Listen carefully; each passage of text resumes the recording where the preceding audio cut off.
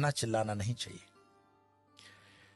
हो सकता है कि पाकिस्तान से ये बात आती हो कि भारत को जो है कन्वर्ट कर लेंगे गजवाए हिंद, पर गजवाए हिंद करने की जरूरत ही नहीं पड़ेगी। कुछ सालों के अंदर वैसे ही उनकी पॉपुलेशन बढ़ जाएगी। आज इंग्लैंड और लंदन की स्थितियां देखते हो, शरीयत का कानून लंदन में लग रहा है, ऑस्ट्रेलिया में स्थितियां खराब हो गई है, जर्मनी में खराब हो गई। ये बहुत अच्छी स्ट्रेटेजी है इस्लाम की कि वो अपने एक्सेस पॉपुलेशन को दूसरे देशों में डेमोक्रेसी की आड़ में भेज देता है, बाद में वहां पे शरीयत का कानून लगवा देता है, लेकिन अरब कंट्री के अंदर कोई भी रेफ्यूजी नहीं रखा जाता है। मैं एक रिपोर्ट देख रहा था बीबीसी की, शायद बीबीसी की रिपोर्ट थी, जहां पे सऊदिया का जो वर्टिकल शहर बन रहा है उसमें कई गांवों के लोगों को मरवा दिया उसने, ऐसा आरोप है उन पर। तो वहां तो मस्जिदें हटाने में भी वो सोचते नहीं है, और यहां पर हिंदू भीख मांग रहा है कि जरा मुझे कृष्ण का मंदिर दे देना, जरा मुझे ये मंदिर दे देना। हमारे साधु संतों ने जो समाज के लिए काम किया, समाज उनके साथ भी नहीं खड़ा है। क्या आपको पता है कि आयुर्वेद के नाम पर भारत देश के अंदर जो फार्मेसी काम कर रही है वो मुस्लिम द्वारा चलाई हुई भी कई फार्मेसी हैं, और उनके 500 प्रोडक्ट्स हैं। रामदेव को सपोर्ट नहीं करने का कारण ये भी है। हमदर्द का एक टॉनिक है सिंकारा, उसको प्रमोट करते हुए कम्युनिस्ट पार्टी के कुछ नेता कहते हैं कि यह शक्तिवर्धक है। उनको पूछो तुम्हें कैसे पता चला यह शक्तिवर्धक है, कोई लेबोरेटरी टेस्ट है? एलोपैथी के कंपैरिजन में जो रामदेव बाबा को कहा गया था कोरोना के कंपैरिजन में, वो चीजें सब पर लागू होनी चाहिए। क्या आपको पता है सोनू निगम जैसा कलाकार जो पिछले कई सालों से फिल्म इंडस्ट्री के अंदर बेहतरीन आवाज दे रहा है, उसने जब खुले से कहा कि इस अजान के कारण मुझे तकलीफ होती है, इंडस्ट्री में उसको काम मिलना कम हो गया, क्योंकि बॉलीवुड की इंडस्ट्री आज भी इस्लामिक फंडामेंटलिस्टों द्वारा डोमिनेट है। मैं आपको और बता दूं, जिन दिनों शाहरुख खान, सलमान खान, आमिर खान स्ट्रगल कर रहे थे, गोविंदा सुपरस्टार था, और गोविंदा को नीचे करने के लिए उसकी जोड़ी में चलने वाली करिश्मा कपूर को आमिर खान के साथ एक फिल्म दे दी जाती है परदेसी। गोविंदा की जोड़ी को तोड़ा जाता है, और उसके बाद उदय होता है सलमान खान, आमिर खान और शाहरुख खान का समय, क्योंकि इंडस्ट्री डोमिनेटेड है इस्लामिक लॉबी द्वारा। ऐसे कई मैं आपको उदाहरण दे सकता हूं, लेकिन मुख्य बात क्या है? क्या हमारे हिंदुस्तान में सारे मुसलमान खराब हैं? यह कहने का अर्थ नहीं है।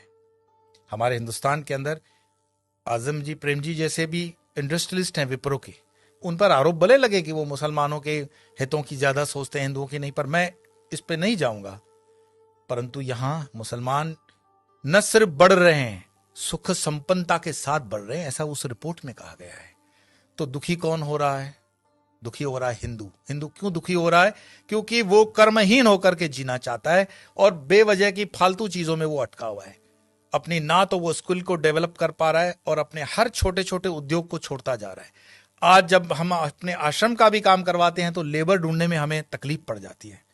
देश के अंदर कोई बेरोजगारी प्राइवेट सेक्टर में नहीं है, लेकिन कोई रबिश होते हैं जर्नलिस्ट जो अपना खीसा गर्म करने के लिए, जनता को गुमराह करने के लिए अलग अलग रिपोर्ट्स देते हैं। देश के अंदर आज भी उतना ही रोजगार है, अगर युवान ठान ले तो बहुत कुछ कर सकता है, लेकिन जो आप जगह खाली करते हो वो दूसरा आता है। गुजरात के हाईवेज पे एक पूरी होटल्स की चेन है, वो चेन चलाते हैं चेलियास कम्युनिटी के लोग। चेलियास मुस्लिम कम्युनिटी है, और उनकी इतनी यूनियन होती है कि उसमें दूसरा कोई होटल नहीं खोल सकता हिंदू। मैं पूरे गुजरात हाईवे की बात कर रहा हूं, नेशनल हाईवे नंबर 8। साल में सिर्फ 2-3 दिन ये होटलें बंद होती हैं। आपकी ताकत नहीं है कि इस इलाके में कुछ काम कर सको, और उनके होटलों के नाम जो रखे जाते हैं इतने मिसगाइडिंग होते हैं कि आपको पता भी न पड़े कि ये हिंदू की है कि मुस्लिम की है। होटल का नाम होता है भारत, नव गुजरात, तुलसी, कबीर, जय हिंद, Sarvodaya, dine in, dine out. किसको पता पड़ रहा है ये इस्लामिक माइंडसेट की होटल है? लेकिन सारे ट्रक ड्राइवर जानते हैं ये अपने वाले की है, लेकिन हिंदू को इतना बुद्धि नहीं होता कि ये किस होटल में जा रहा है, क्या खा रहा है, क्योंकि जीवन भर हमने हलाल खाने के लिए ठेका ले रखा है। हिंदू को इतना स्वाभिमान नहीं है कि वो कह दे कि जो मैं खान पान खाता हूं तो मेरे प्रोडक्ट पर तुम लोग सात्विक, राजसिक या तामसिक का लेबल लगाओ। भाई सात्विक है तो उसको ऑरेंज कर दो, राजसिक है तो उसको लाल कर दो, तामसिक है तो उसको काला कर दो, वेजिटेरियन का ग्रीन तो है ही। हर चीज पे हलाल लगा हुआ है, और हलाल का तुम्हें मलाल भी नहीं है। तो कितने भी तुम प्याज लहसुन को मत खाओ, लेकिन ये हलाल खाते हुए तुम्हारे बच्चे जो हैं क्या बन रहे हैं? ये जिहाद करने की जरूरत पड़ेगी नहीं उनको। ये साधु संतों को भी सोचना पड़ेगा कि तुम शेर को भी घास खिलाओगे, गाय को भी घास खिलाओगे, क्षत्रियों को भी घास खिलाओगे और ब्राह्मणों को भी घास खिलाओगे। हमने खान पान को बदल करके पूरे डीएनए सिस्टम को बदलने का पाप किया है, और जब इस पाप की हम ठीक से बैलेंस नहीं करते हैं तब तक इस पॉपुलेशन को ठीक करना बड़ा मुश्किल होगा। एक इंसान, ये वीडियो समाप्त करने से पहले मैं बता रहा हूं, एक इंसान जिसने अलीगढ़ मुस्लिम यूनिवर्सिटी का स्थापना किया था, सर सैयद, उसने सिर्फ ख्वाब देखा था पाकिस्तान बनाने का, कि एक ऐसा देश बन सकता है। एक टाइपराइटर और एक इंसान जिन्ना, जिसने देश बनाकर दिखा दिया, और यह चीज इतिहास के अंदर दर्ज है। क्या पता ओवैसी जो कह रहा हो उसको हम सीरियसली नहीं ले रहे हैं। अगर शाहबानू केस कोर्ट का इधर उधर हो सकता है तो राम मंदिर का केस भी राहुल गांधी तो बोले थे कि हम कर देंगे, ऐसा उन पर आरोप है, प्रमोद जी ने लगाया था। हिंदुओं को जागना पड़ेगा। कोई शंकराचार्य फिर से आए ना आए इसकी कोई गारंटी नहीं है। शंकराचार्य जी की जयंती मनाने से सिर्फ इतना ही मैसेज मिलता है, उत्तिष्ठ जागृत प्राप्य वरानी बत, उठो जागो, अपनी जवाबदारी लो। कब तक दूसरों के कंधों पे रहोगे कि ये तुम्हारी जवाबदारी लेगा? और धर्म का काम चेतना जगाना है। बाकी ये मेरा वीडियो मरे हुए लोगों के लिए तो है नहीं, चैतन्य लोगों के लिए। और चैतन्य जो सुन रहे हैं उनको लगता है कि आगे 2-4 चैतन्य है तो फॉरवर्ड कर देना, और मरे हुए लोगों को वीडियो देखने के लिए मैं कोई आग्रह करता ही नहीं हूं।